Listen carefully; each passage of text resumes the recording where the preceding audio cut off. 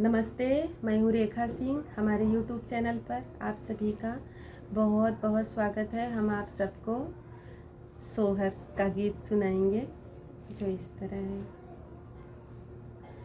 एक फूल फूलेला अवधपुर, दूसर फूल गोकुल, दूसर फूल गोकुल हो।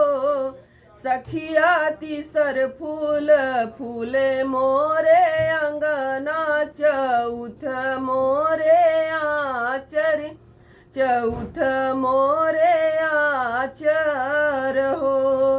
दुआरे से उठले ससुरु तब बहू से अरज करई, बहू से अरज करई हो।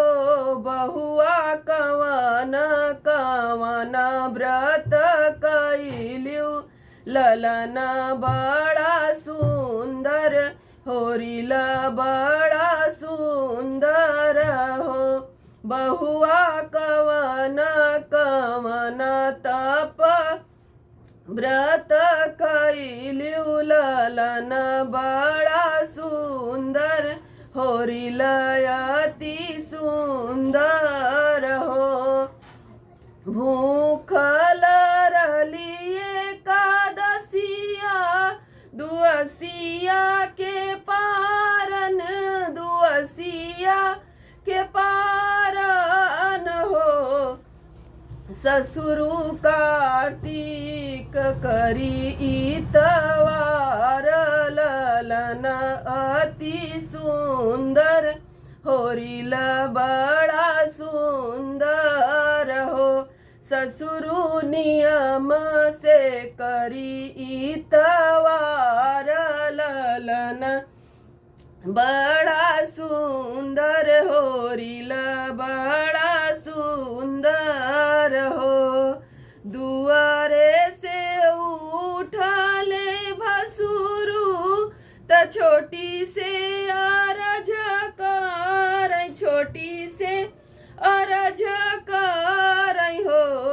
छोटी कवन कवन तप कैलियु, होरिल बड़ा सुंदर बबुल अति सुंदर हो।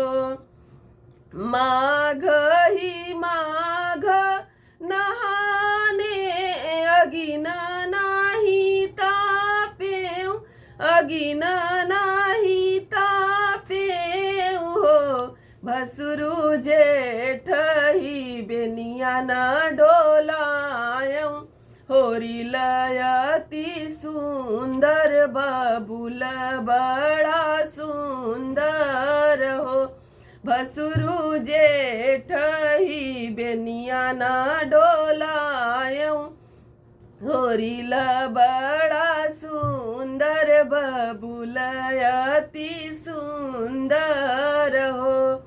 दुआरे से आवले देवरात, भाभी से अरज करई, भाभी से अरज करई हो।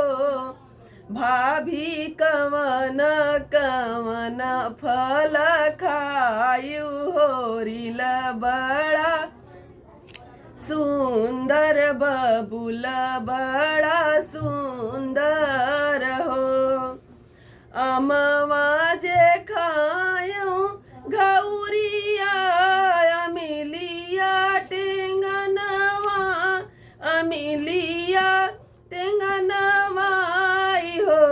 देवरु फोरी फोरी खायऊ नरियरवा, होरिल बड़ा